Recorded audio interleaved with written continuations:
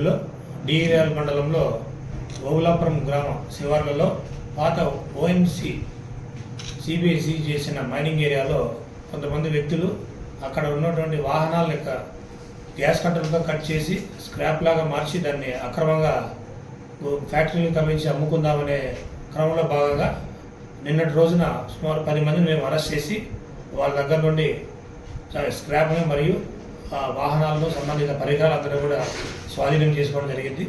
ఈరోజు 10 మందిని కూడా గౌరవ రాయదుర్గం కోర్టు నందు ప్రవేశపెట్టగా అటు వాళ్ళకి 15 రోజులు రిమాండ్ ఇవ్వడం జరిగింది. వాళ్ళందరినీ కూడా ఈరోజు జిల్లా జైలు అనంతపురంకి తరలించడం జరుగుతుంది. ఈ 10 మంది కూడా బళ్ళారి మరియు కర్నూలు జిల్లా ప్రాంతానికి చెందిన వారు ఉన్నారు.